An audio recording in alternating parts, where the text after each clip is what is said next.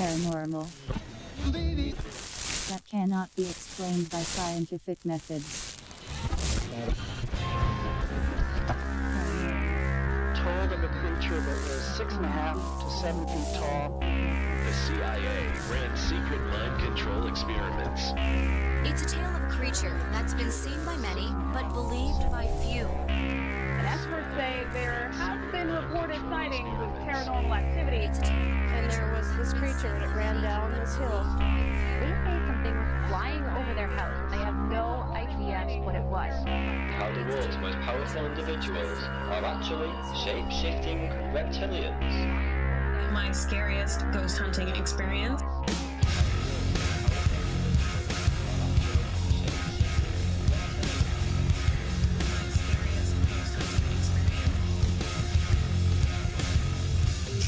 Jason and JV. You want answers? I think I'm entitled. You want answers? I want the truth. You can't handle the truth. Can't handle the truth. Beyond Reality Radio. It's Tuesday on the West, Wednesday on the East. Many of you are stuck somewhere in between. Welcome to Beyond Reality Radio with myself, Jason Hawes, and the always awesome JV Johnson.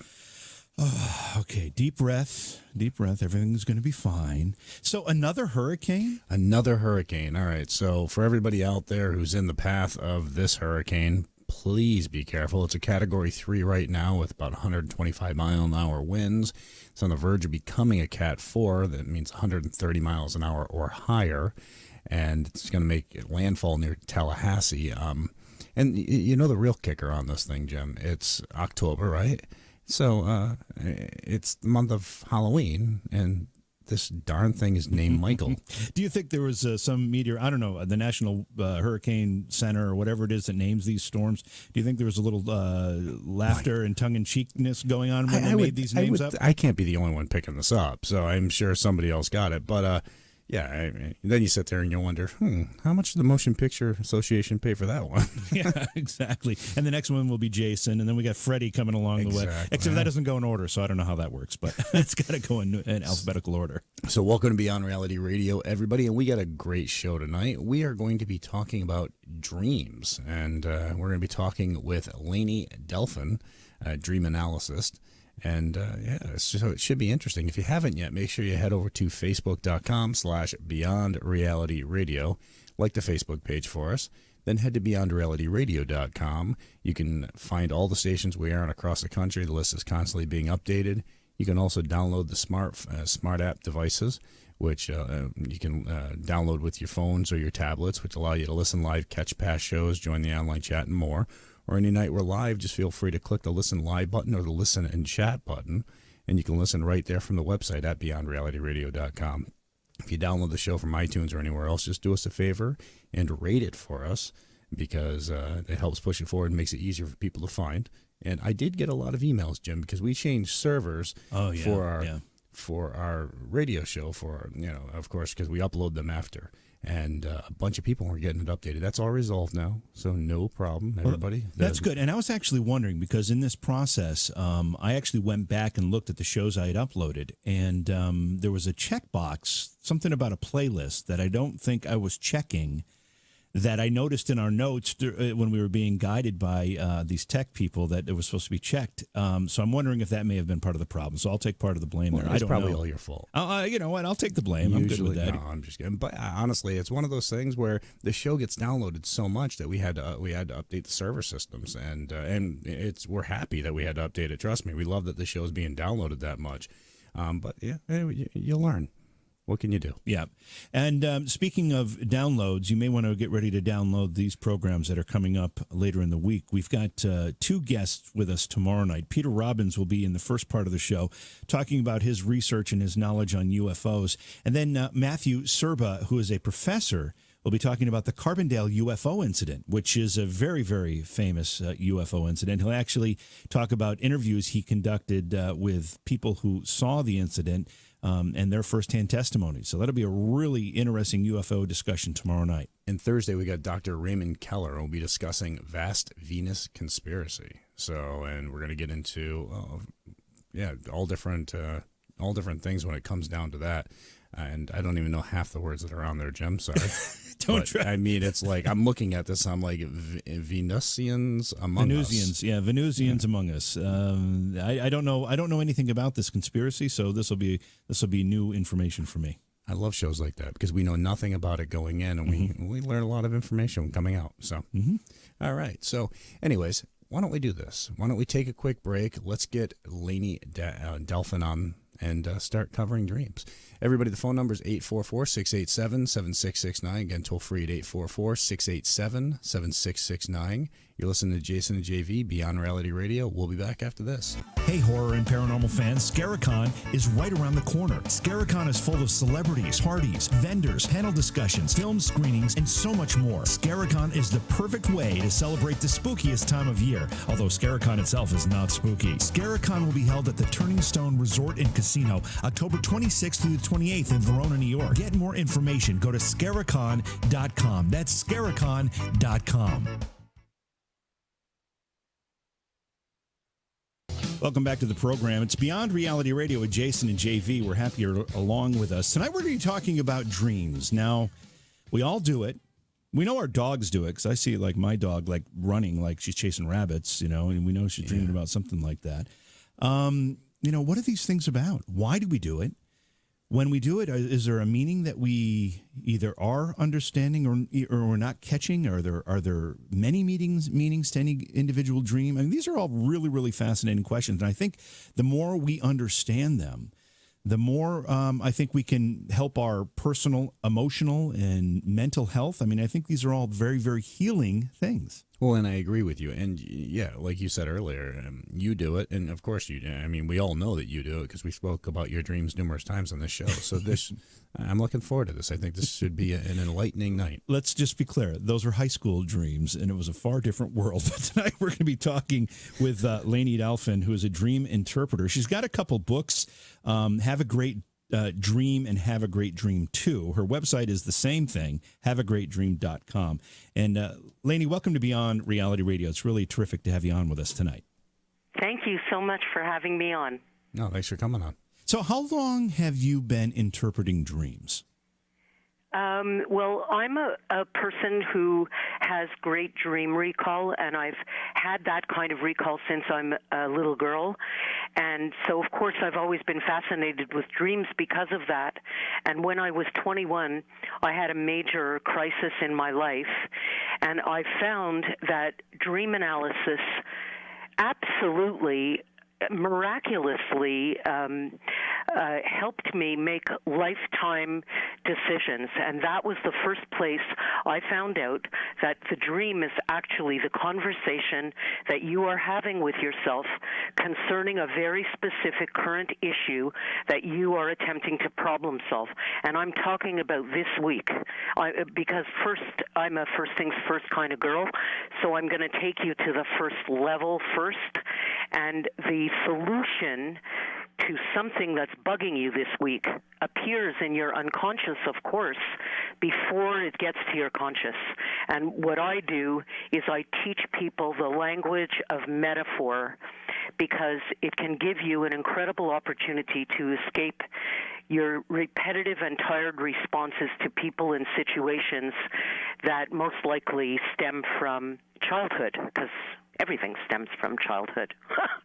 Yeah, no, that's true. But now, Lainey, you're saying that when you're having these dreams, that it's something that's going on in your life that week. I mean, because there's a lot of times people have dreams of things that affected them earlier when they were children or they were teenagers or at another part in their life.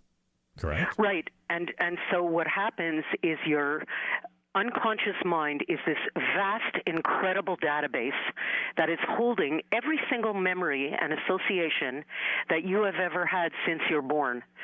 So, for example, if I'm aggravated with Andy, who's a very cute husband, but I'm just saying, if I'm aggravated with him and I want to discuss something with myself when I go to sleep, my filing cabinet, you can tell I'm over 50. It's not a database, it's a filing cabinet.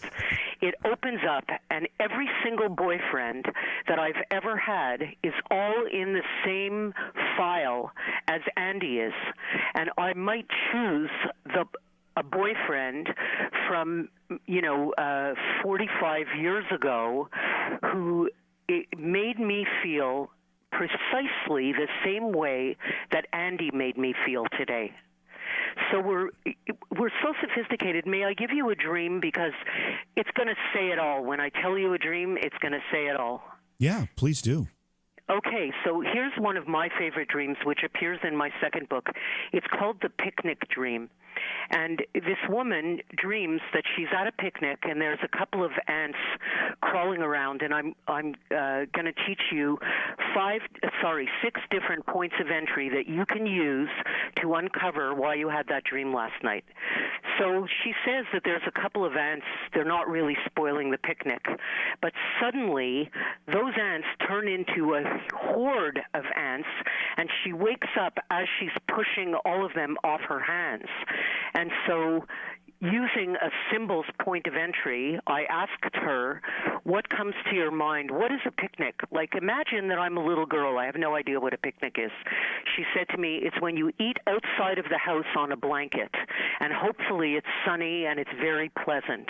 And then I asked her, and what is eating? And she said, sustenance. And the dream was about the fact that this woman was having an affair. She was getting her sustenance outside of the house on a blanket. Like, that was the metaphor that she used to direct her to the affair that she was having. And the reason there's an escalation of the feelings in the dream, because feelings is another point of entry, because at first she's having such a nice time, and then there's this horde of ants that's everywhere, and that's how she wakes up. And the escalating situation that became out of control is that the guy she was having an affair with got transferred an hour and a half away from where they live. So he had to move out of town, and now she would have to drive an hour and a half to get to him, probably another hour and a half or 2 hours to have the affair, and then drive another hour and a half to get back to where they live in enough time to pick up the children. So the small ants that are not ruining the picnic at first are representative of her kids, her husband, his wife. And the reason it turns into a horde of ants is because now she's gotten herself, there's a situation that's completely out of her control. And so when you want to look for the solution to the issue that after 45 years, I can promise you, appears in your unconscious, and you get it anyway. But if you don't remember your dreams, you're getting it anyway. But you get it faster if you know how to analyze the dream. And so one of the ways that you can find a solution is to take the picture of the dream out into waking life. And I would ask you guys, JV and Jason, is it effective? Is it an effective way to get rid of a horde of ants by pushing them away with your hands? No, I wouldn't think so. Exactly. So the dream is reflecting the dreamer's inappropriate response to her waking life situation. And what I said to her was, maybe you want to get the raid out, because raid would kill a horde of ants.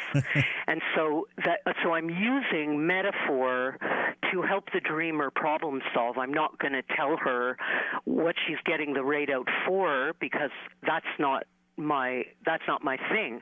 I'm trying to point the dreamer to help her say what the conclusion is for her, and she called me a couple of days later to tell me she got out the raid and ended the affair. Wow. So, you tell that story and you offer an interpretation of it, which makes a lot of sense.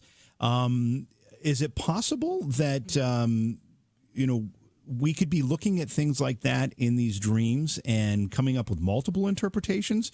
Or is this something that is pretty well defined that we know, or someone like you who's got the training and the experience, you can hear this story and immediately make the connections? Well, yeah, because I've been doing it for 45 years, but it doesn't mean that I know what someone else's dream means. That would be impossible. Am I talking to JV? Yes, this is JV. What do you think of when you think about a horse? What comes to your mind about a horse? Its size, its power. Size and power. Okay. And Jason, what do you think about a horse? I would think strength, endurance, very similar, yeah. Endurance. And do you have any special memory, either of you, about a horse? You would more than me. Well, I actually owned a horse farm for a while. My goodness. There's an association, a horse farm. I had 18 horses at one point. I will say that I didn't do most of the work because I wasn't the horse lover. But I can tell you that they were a giant... let me put it a different way. They were a lot of work. And I lot of work. And I always thought that if they ever figured out how strong they were and how big they were, we were all in trouble. I love that. Okay, so you've given us rich associations that the others of us couldn't possibly be the same. That's why really only the dreamer knows what the dream is about. And you cannot find out what the dream is about unless you are interviewing the dreamer, and that's what I do. So there's a difference because I'm not a dream interpreter. I'm a dream analyst, and I know the right questions to ask, which is all what I'm going to teach you guys tonight. But I could tell you that when because I used to be a horseback rider and I loved them, but then one day when I was about 11, whoever was looking after the saddles, like tying up the saddles, didn't do mine up properly. And so I started on the horse like a normal person should be, and as I started into a canter, I started going sideways, sideways, sideways, until I was at like a 90-degree angle. So when I dream about a horse, I'm going to look for some situation that's going on in my life this week that I started out feeling on top of, literally, because we use language in the dream and we use puns. So I've started on top of something, but now I'm not feeling like I have my ground anymore. I'm like slipping off to the side, so I don't feel like I'm on top of things anymore.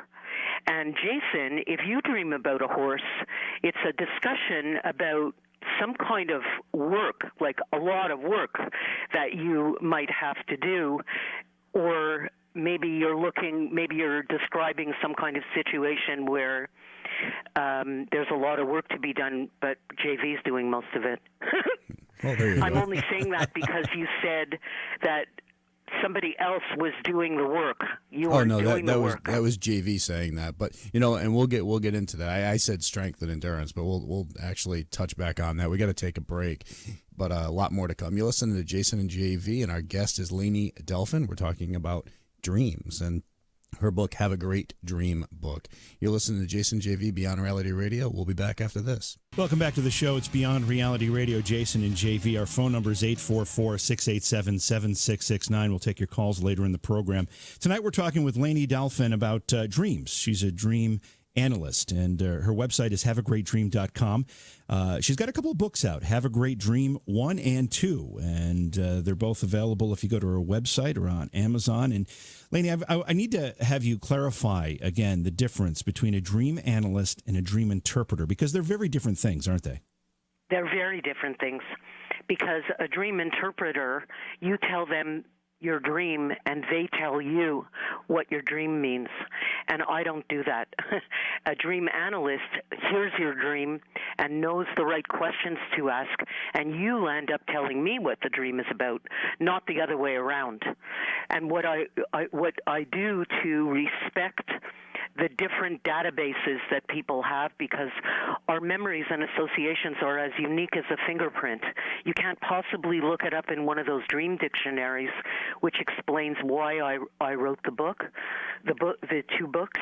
And so you want to be able to ask the dreamer what it's about. And what I do to respect a dreamer is, if you tell me your dream, I would say something to you like, oh, if I had a dream like that, it would probably be about this.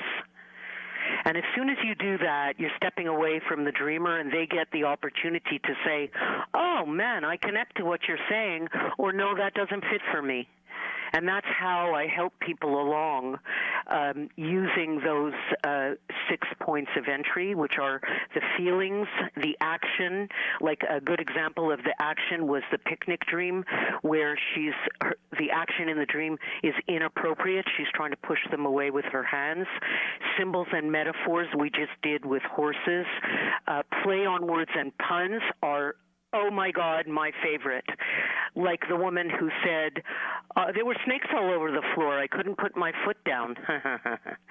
And I said, why? Who are you having trouble putting your foot down with? Or I'll get dreamers say to me, I had to pee and I went into the washroom and I found a stall. And I got into the stall and I couldn't get out. And so when a dreamer is talking, I'm with my pen writing like a maniac because I want to capture the dreamer's language, not my language, because that dream is like, what are you stalling about? What are you in a stall about? Right? And it being in their language, it's exactly how they represent it. I mean, the minute you start putting it in your language is how you're interpreting it, correct? Exactly, and so I want to stay away from that. So if you say, for example, if your language is, I was so embarrassed, I thought I was going to die, you might go to sleep tonight and dream that you're dying, and you're not dying. You're processing the fact that you were so embarrassed about something, and that's the language you use. So how long do you have to interview one of your clients before you start asking them what the dream is? I imagine you do the interview first. Right. And then you ask about the dreams. And how long does that usually take? How much information do you need before you're comfortable hearing the dream? Within 10 or 15 minutes, you can get your dream. Absolutely. If you're answering the questions honestly, definitely 10 or 15 minutes. And actually, I do private sessions that you pay for, but I also do free dream analysis on YouTube, and it's called a Dreaminar. And then I don't charge people if they're willing to come on YouTube with me, and you can watch a couple of Dreaminars up there and see exactly what the conversation looks like. But you have to get like some popcorn or a glass of wine because it takes about 15 to 17 minutes, the films. Okay. Go ahead, JV. I was just going to continue on this. When you're interviewing, are there specific questions that you ask, or is it more of you understand that if someone's going to start talking to you about whatever it is in their life, that these issues that might be affecting their dreams are going to be the things top of mind? They are the top of mind. And the same way as we prioritize in our waking life, you get up and you prioritize your day. Who do I have to call? Who do I have to email? What do I have to do today? If you had 7,000 things happen to you today, which you probably did, if you include every time the phone rang, every conversation you had, every time you went to pee, every time you ate, it adds up. And when you go to sleep tonight, your unconscious mind is going to choose the one thing that's bugging you the most. And all of your dreams tonight are going to be you having a discussion with yourself, testing out different possible solutions and reactions to that specific issue. Okay. So your interview. No, I'm going to let you go ahead and ask a question, but I want you to know that whenever you're ready, I'm ready to go just a little deeper. Okay. All right. So when your interviews that you conduct before hearing the person's dream. So give us an example of how that would go. If you were interviewing me for a dream, what's the questions that you would ask? You would say your dream. First thing that happens is me hearing the dream and writing like a maniac while you speak. And then there is no rule about which point of entry you want to use. The points of entry are exactly like a puzzle. You try one piece, that one doesn't fit. So you try another piece. And until you hit on the right one that makes it happen for the dreamer, for them to get the aha. So I might ask a dreamer, for example, how did you feel in the dream? And they'll say to me, I felt so scared. And then I'll come outside the dream, just like a dance, inside and outside the dream. I come outside. Oh, what do you think is going on in your life this week that's making you feel anxious or afraid? And we are not, unfortunately, we're not always in touch with our feelings, so that point of entry might not work. So then I'll go to another point of entry. Maybe I'll hear a person say, I was running, but my feet were stuck and I couldn't move, right? And then if I hear stuff like that, that's where I'll go in. That'll be my point of entry. That'll be my first puzzle piece that I'll try. Well, what do you think is going on in your life this week? Is there some situation you're trying to get away from and you can't get away from it? Okay. So because you start to hear it after a while, and sometimes it's the plot. Like I remember I have 4 daughters that run in age from 45 all the way down to 25. And the 42-year-old, years ago, she dreamt that she had 3 weeks to live. And in the dream, she knew, I'm going to go to Mommy because, I'm a natural problem solver, and she's going to be able to help me out. And I couldn't help her in the dream. She was, dying. And the dream turned out to be about the fact that her exams were 3 weeks away. And she was right. There was nothing I could do to help her because she's the one that had to study. So that's the way it goes. You look at, because she said 3 weeks to live. So for me, the point of entry was, what's happening in 3 weeks? What's going on in your life that you're anticipating? And that's kind of the way it goes. And you want to give yourself permission to use the action, the feelings, the play on words and puns, or sometimes the plot, which is you'll hear a person tell a story of their dream, and you're listening to the story behind the story the same way we used to do in English class. Lainey, I've got to ask about something you said earlier as well. You said that even if we don't remember these dreams, they have a therapeutic role. If we don't remember a dream, and but yet it's trying to send us a message, how are we getting that message? Well, you're getting it anyway. The dream is providing a safe place for you to rehearse different behaviors that you may not be very accustomed to, and the dream is giving you solutions, and what you do is you practice certain behaviors in the night, and when you get comfortable enough with them, they come out into your waking life. And the point about, there's several points about doing dream analysis and why it's so unbelievably helpful in people's lives. Okay, where was I going with that? Yeah, just the fact that we have these dreams, and from what I understand, we all dream every night. And I know, like myself, right. I don't remember my dreams hardly at all. I very rarely remember a dream. But if you did, and you understand how to understand the language of the metaphor, you absolutely can propel your problem-solving skills. Here's a woman who had a puppy.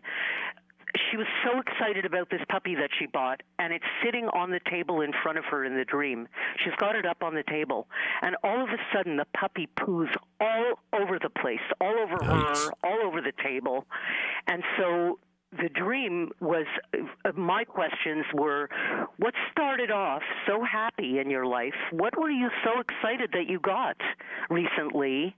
Because that was what she said. She was so excited she got a puppy. Mm-hmm. So I'm forgetting about the puppy because it's a metaphor for something, and I'm saying, what were you so excited about that all of a sudden has turned into a big mess? And it was a job that she got, that she was so excited she got that job, and after she was there for about 10 days, she discovered that the boss is a really abusive SOB, and he was pooing all over her, nice language I know on there's the radio. A different word there, yeah. For me, I was like, what would you do if you really did have a puppy on the table and it pooed all over the place? What would the solution be? And she said, listen to the language, by the way. This is what she said to me. I would take it right off the table. And when you take something off the table, like in her language, to take something off the table, it's not up for discussion. Yeah. She said I would take it off the table and I would clean it up, and that's what she did. She quit the job. Now, I think she would have quit that job anyways, absolutely, but maybe she would have hung there for a couple of months. And the dream inspired her, which is very Adlerian. Where Freud was looking into the past, Alfred Adler was looking more into the future. And he would have said that the dream gives rise to an emotion that helps you move forward towards the goal. And that's a great example of an Adlerian dream, like that it inspired her to take the thing off the table.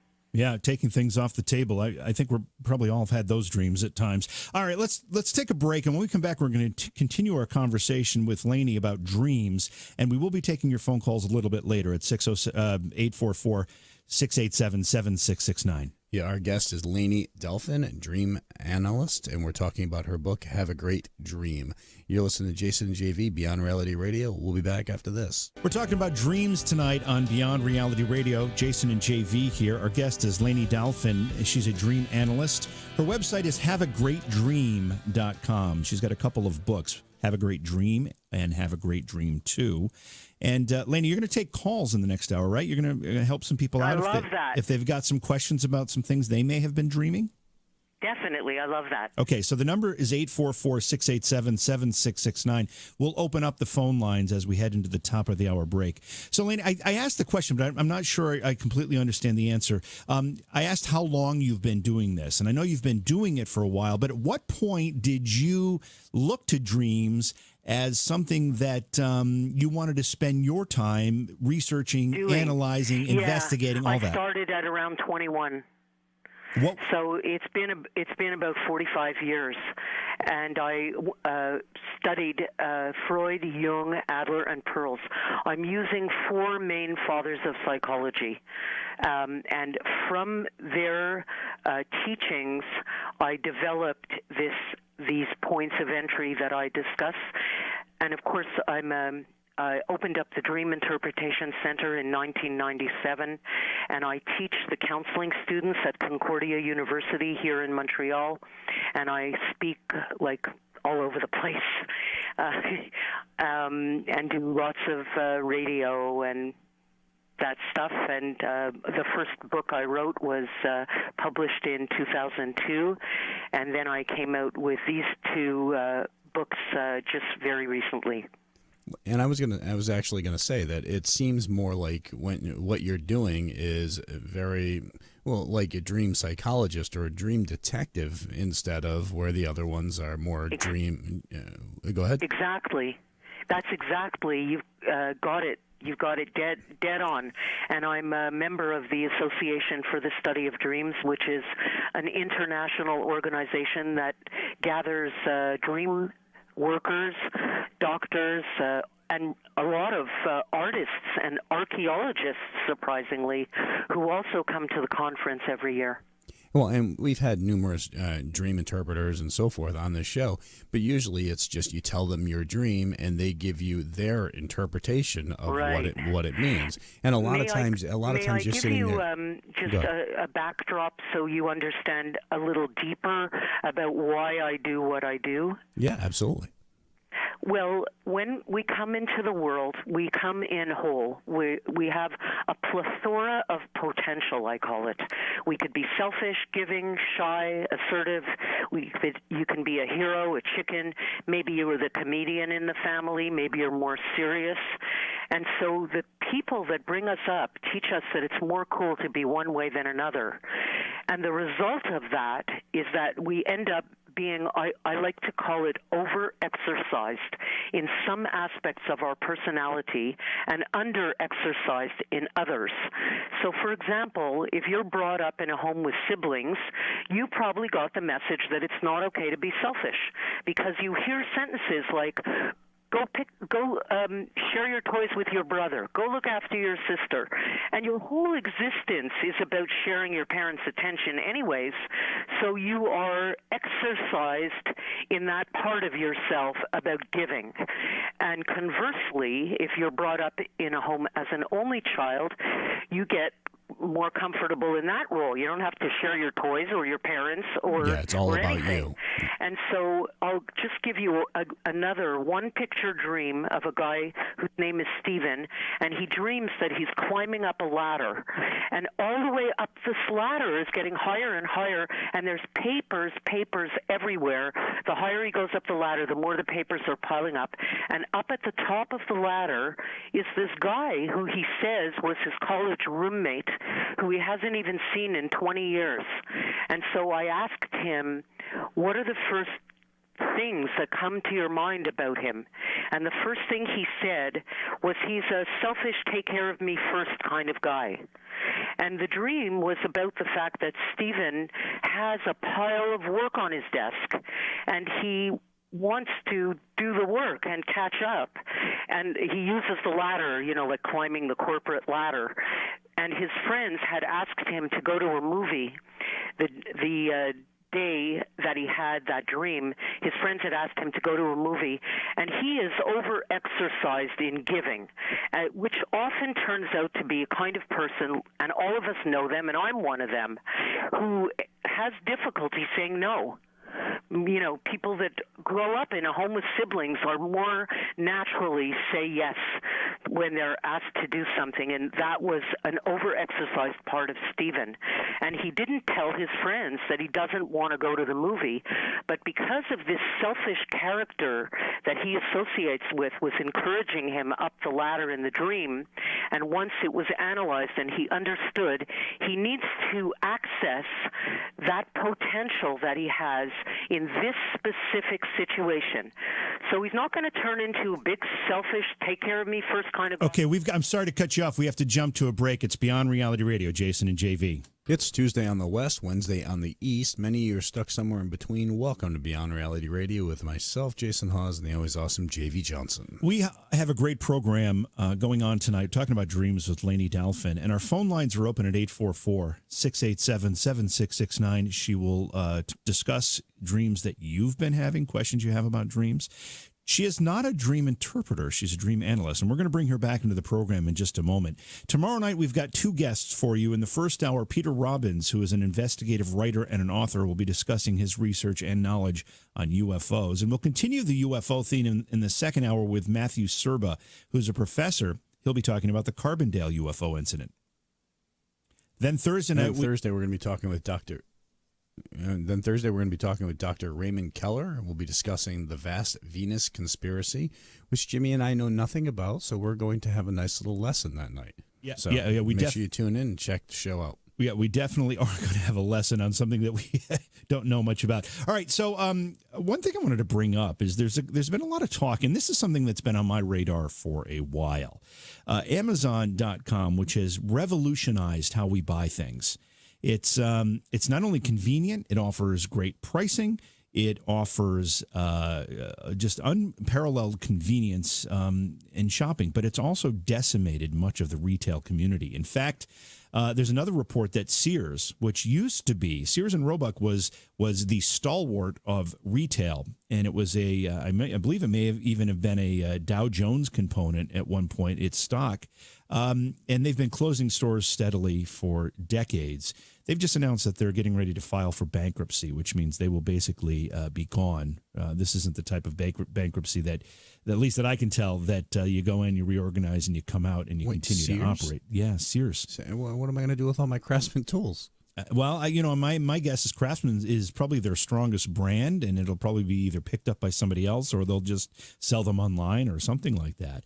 But, I remember as a kid, one of the most exciting things about Christmas was when the Sears catalog came in. I think it was called the Wish Book or the Dream. I think it was the Wish Book, right? Yeah, I used to circle things that I wanted for Christmas for my parents. Yeah, me too. It was kind of part of the ritual. Or things that Santa would bring me. Yeah, exactly. There was the ritual as you led up to Christmas and that anticipation. Well, they're about to disappear. I mean, we've just seen this over and over again. So there's a lot of talk about Amazon being looked at from an antitrust standpoint and whether or not Amazon should be broken up because it's just become too powerful. I don't know how I feel about that because any of these retailers could be I mean, Walmart sells stuff online. You know, everybody does. So maybe they need to step up their game. I'm not sure, but it's going to be an interesting thing to watch as it unfolds, because it is significantly changing the economy. Well, and I agree. I mean, you can get anything from Amazon. That's the thing. You can only get some certain things from Walmart and these other stores. Except reasonable bowling bags, which we learned. That's a little more difficult. Some horrible bowling shirts, but we'll get into that a little later. That's a different story. We're talking about dreams tonight. Let's bring Lainey back into the program. Sorry about cutting you off going into the break. That's a hard break. We just don't have any flexibility there. And you were in the middle of telling us a story. I don't know if you want to continue that, Lainey, or you want to move on. I'm not sure exactly what you feel about that. Sure. I would continue, except I'm not sure where it cut off. Was I with Stephen up the ladder yet? Yes, you were. Yes, we had just gotten up the ladder. And his friend represents an aspect of his personality that he can choose to exercise at this time. And that's the reason why I do dream analysis, because life throws us so many different situations, and how boring to be approaching every person and situation with the same knee-jerk reactions that we've been having since we're children. So you want to, like in the second book, I don't even play golf, but in the second book I call it playing a different game on the back nine, that I played the first 40 years using the personality traits that my parents taught me are the right ones to have. But that doesn't really work when something happens to you in your life and your knee-jerk reaction doesn't fit. And so that's why I'm such a big proponent of dream analysis, because different personalities and different behaviors show up in your dreams not by accident. Like I know now, it was Jason who was talking about endurance when you were talking about horses. Am I correct? Strength and endurance. Yes. Yep. That's correct. Yes, and so if you're, if there's some part of you that, in some situations where you'd rather give up, you might dream about a horse to encourage you to hang in there and stay with it. Okay. So that's what the different parts of the dreams show us. And if you want to take the time to exercise those different parts, but for me it's always measuring up. After I hear a dream and after I understand what situation the dreamer is facing, the whole thing for me is a measuring up. Is the dreamer's response to the current situation, does it fit? Is it appropriate? Let's our phone lines are open, and we're taking your phone calls if you want to discuss a dream that you've had. Maybe it's a recurring dream. Maybe it's one you had as a child. The number's 844-687-7669. And let's go to the phone lines now. We've got Greg in Colorado who wants to share a story with us. Hey, Greg, welcome to the program. Great to have you on. Thanks for having me.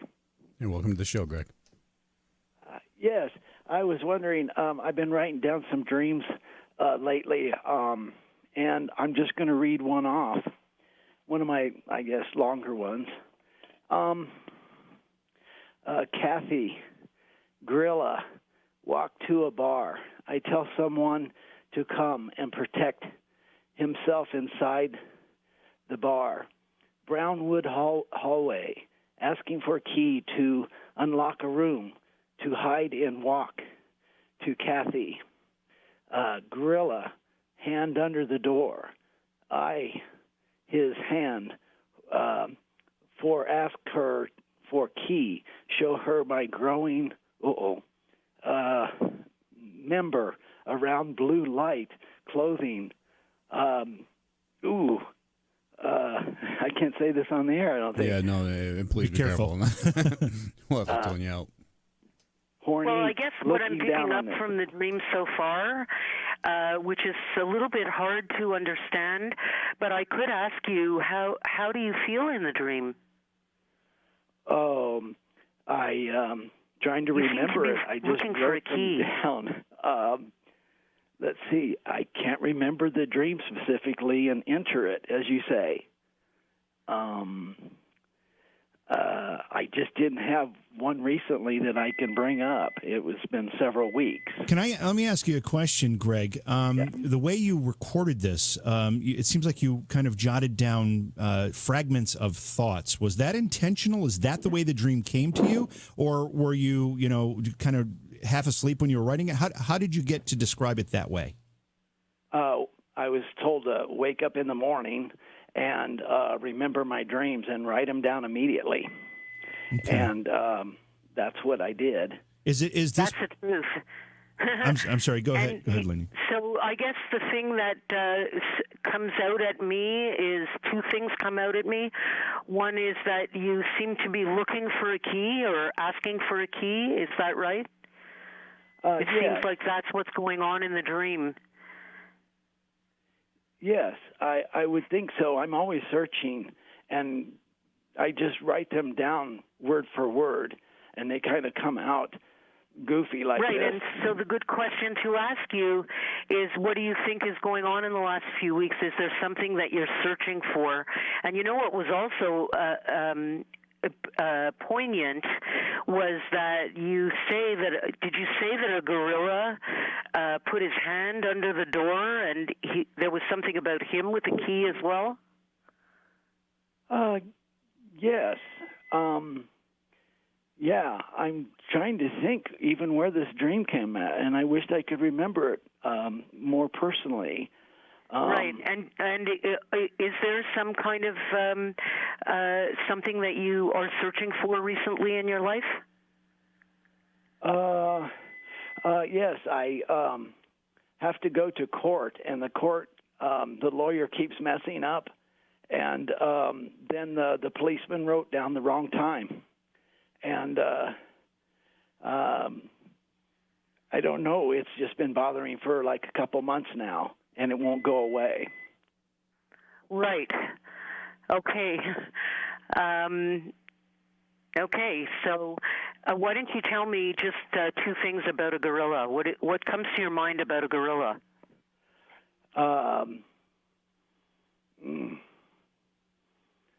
Quiet strength. Quiet strength. Yes. And so maybe you want to be able to tap into that part of yourself at this particular time. You must be very frustrated with all the waiting that you're doing about the lawyer and the court and everything and getting it right. Yes, I've lost my temper at my lawyer, and it always hurts afterwards because I lose my temper and then I hurt. I feel badly that I lost my temper and yelled at him. I love honest people, oh my goodness gracious. And so I guess what you're saying is the key is the gorilla and you tapping into that quiet strength instead of the yelling and screaming maybe. So sometimes when the dream presents a character or a personality that's the antithesis of who we are, the dreams create that span, and it's if you're all the way on one side screaming at someone and losing your temper, you bring the gorilla that you associate with quiet strength, and that's your unconscious mind trying to get you to move just a little bit off the screaming part of yourself, just a little bit, and maybe take some couple of deep breaths. Because, as you say, you don't feel good after you finish screaming at somebody anyways. Greg, thank you for the phone call. We have to jump into a break right now. We're going to take more of your phone calls on the other side of this break. Yes, and all right, and the phone number is 844-687-7669. Again, toll free at 844-687-7669. Give us a call if you've got a question about any dreams that you've had. We're talking with Lainey Delphin about and when she's dream analyst, and we're talking about dreams. Well, give us a shout. You listen to Jason JV Beyond Reality Radio. We'll be back after this. Welcome back to the program. It's Beyond Reality Radio. Jason and JV, our guest tonight, Lainey Delphin. We're talking about dreams. We're going to go right back to our phone lines. Let's see here. We've got John in Florida. Hey, John, welcome to the program. You're on with Lainey. Hey, when I was a kid, for like a solid 2 weeks, I had one of the creepiest dreams. I was in a field of wheat with the mountains all the way around me, and I could run and run without getting tired. And I saw this after a couple minutes, what seemed like a couple minutes. I saw this run down like an old farmhouse. You kind of see in a haunted, not haunted house, but like a horror movie. Like And a what movie? Go ahead. He said like a horror movie. Yeah. Okay. Kind of like you see in a Cabin in the Woods type of movie. Yeah, just an old, like abandoned, dilapidated house that's just got a spooky look to it, right? Yes. And I went inside. First I knocked, no one answered.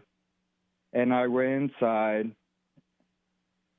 It had like that musty, haven't been open for a couple years type of smell, and looked all up and down the house. No one was in.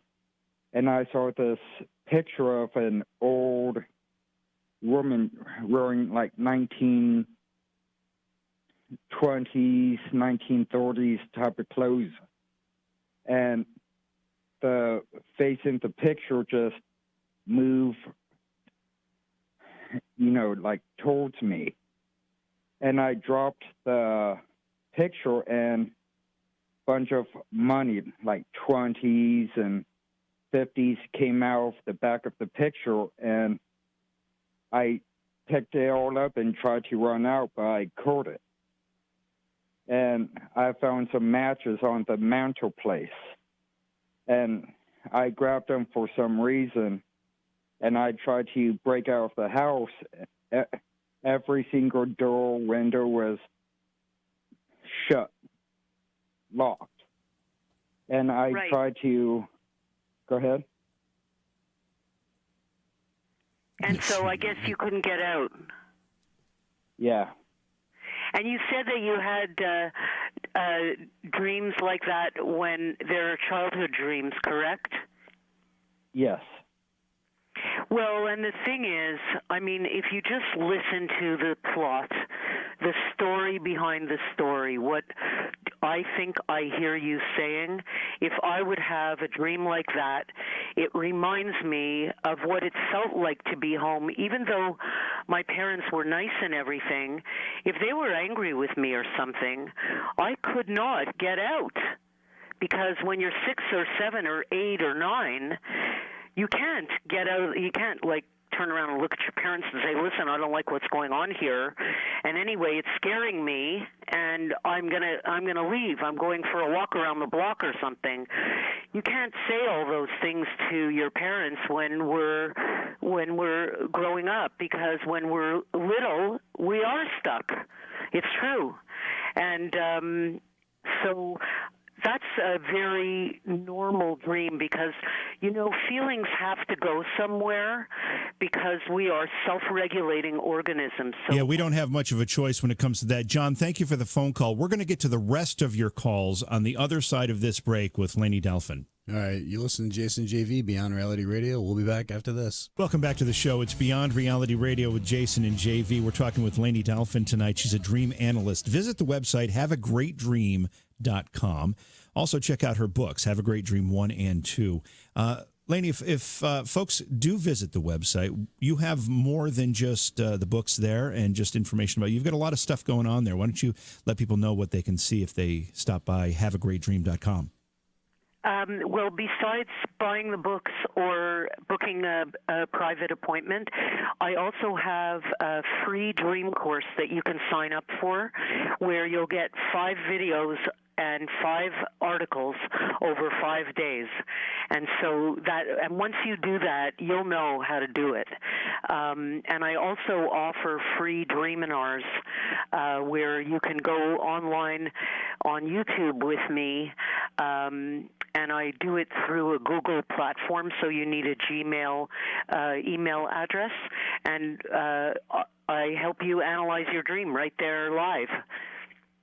Let's go back to our phone lines. This is Terry in Texas. Hi, Terry. Welcome to the program. Hi. Hi, Terry. Hey, welcome to the show. Okay. So I had this dream last week. I dreamt myself in my childhood home, and I was walking in the house. All the lights were off, and all the windows were open, and I could see my little brother outside with his friends. They were just hanging out and laughing. When I saw the man I'm involved with walk up to my brother and ask for me, my brother said he didn't know where I was, and I didn't say a word because I was mad at him. And I don't know why I was mad at him, but in my dream I was mad at him, and I did not want to see him.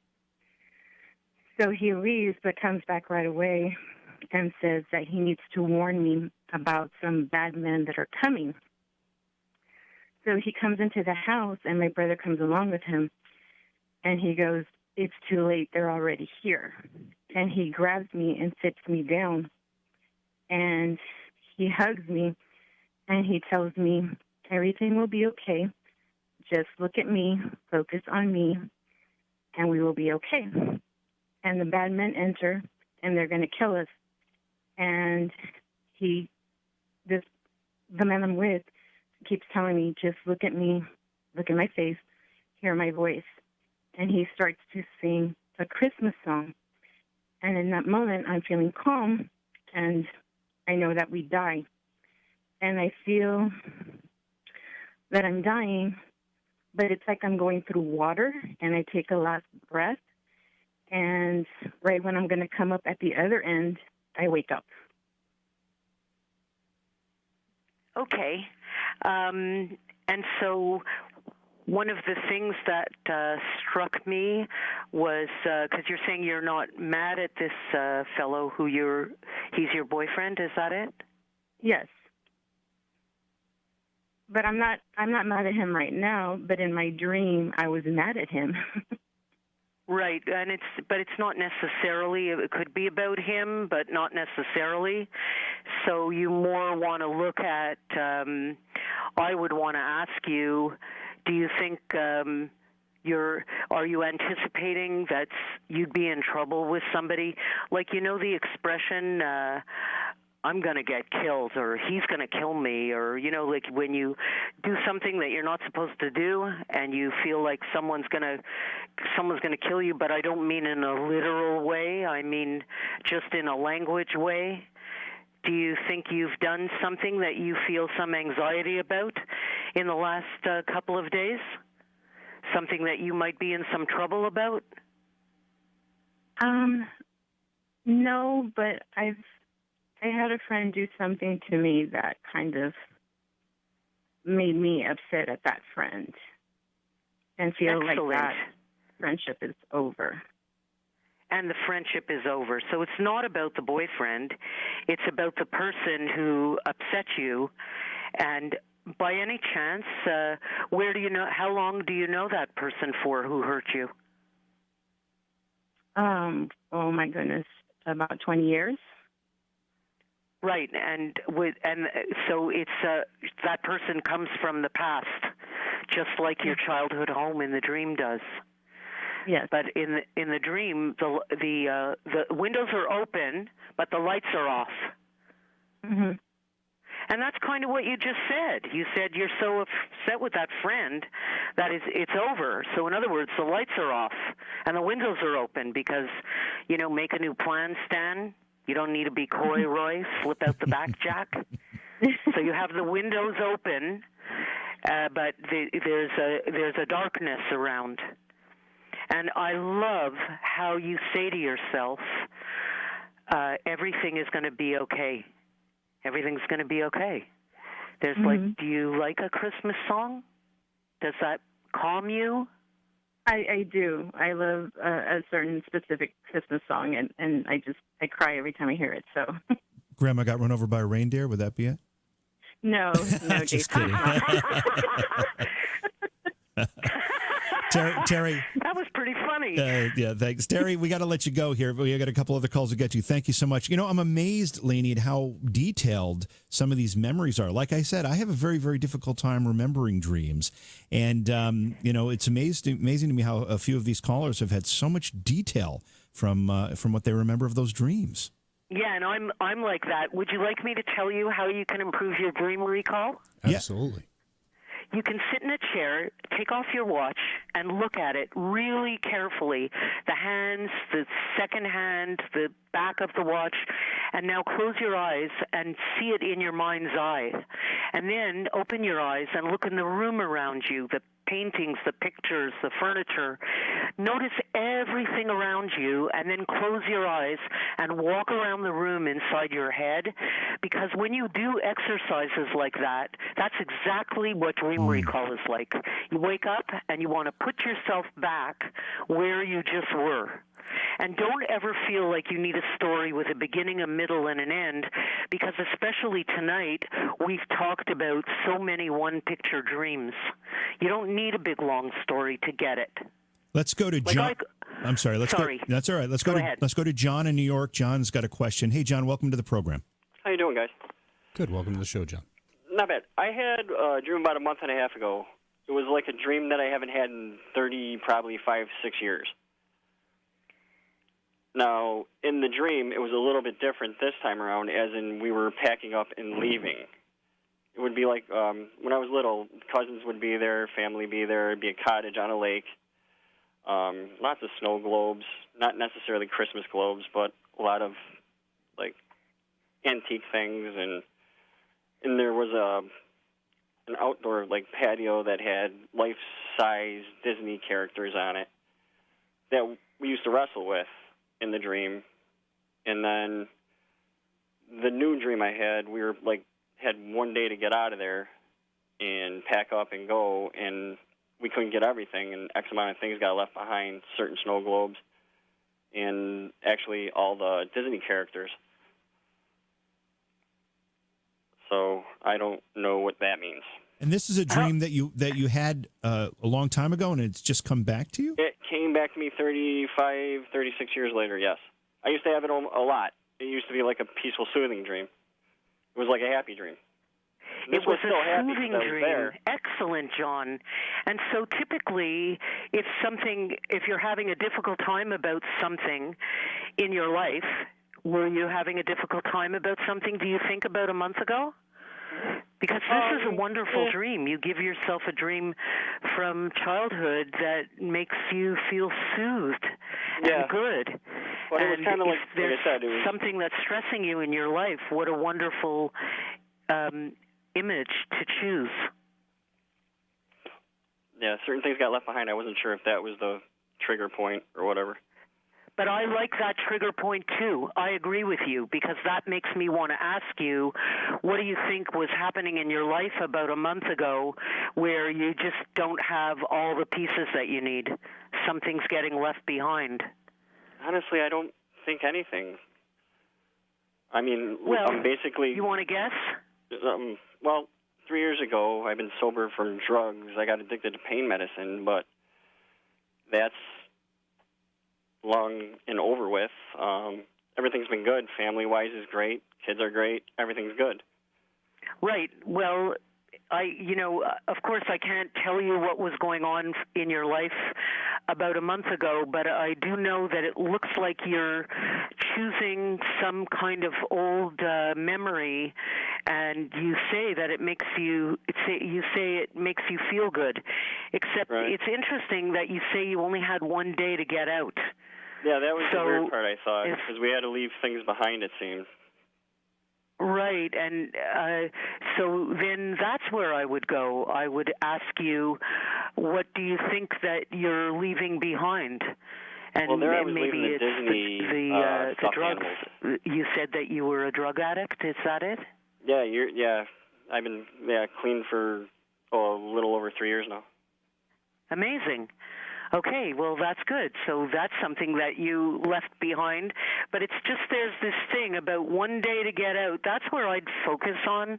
Right. If it was me, I'd be looking at some kind of pressure that may have been on about a month or 6 weeks ago, you said. Because I wish if this show would have been on 6 weeks ago, I'd have been golden. Yeah, I own a business in New York. It's kind of a pain in the neck here and there, but... Oh, that's the key right there. I'll tell you what, anybody who owns a business in New York has dreams they can't explain. John, thank you for the call. We're running out of time. I want to get one more phone call in here while we have the time. This is Amanda, also in New York. Hey, Amanda, welcome to the show. Hi, you guys. Can you hear me? Welcome to the show. Hi. Thank you. So actually, I've had, not to sound morbid, but I've had, quote unquote, death dreams since I was 11 years old. The first one started even before I saw the movie The Shining, where I was in my parents' bathroom and Jack Nicholson knocked down the door with an axe and killed me, and I actually, in the dream, floated above my dead body and saw my dead body laying on my parents' bathroom floor.